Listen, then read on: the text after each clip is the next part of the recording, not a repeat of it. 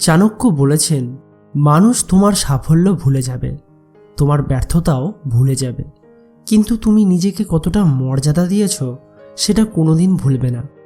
ব্যক্তিত্বই মানুষের আসল রূপ, আর এটার না থাকা মানে মৃত্যু।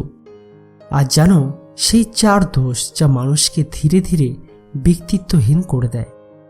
নাম্বার 1, অতিরিক্ত ভদ্রতা ও খুশি করার অভ্যাস। চাণক্য বলেন, অতিরিক্ত ভদ্র মানুষকে সমাজ দুর্বল ভাবে। যে সবাইকে খুশি করতে চায় সে নিজের আত্মসম্মান বিসর্জন দেয়।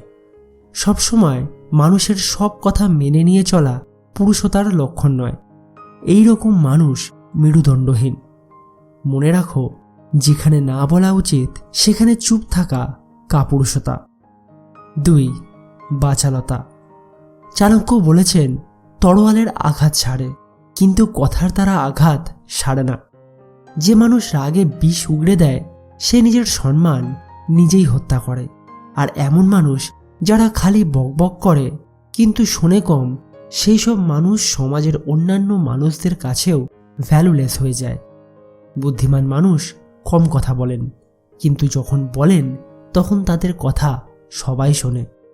নাম্বার 3, মোহ ও আসক্তি।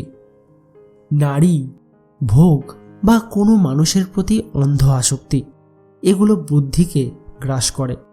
চাণক্য বলেন, যার মন বসে নেই তার ভবিষ্যৎও বসে নেই। আসক্ত মানুষ কখনো স্বাধীন হয় না, আর স্বাধীনতা ছাড়া ব্যক্তিত্ব জন্মায় না। এবং সবশেষে নাম্বার 4, লক্ষ্যহীন জীবন। চাণক্যনীতি স্পষ্ট, লক্ষ্যহীন মানুষ পশুর সমান।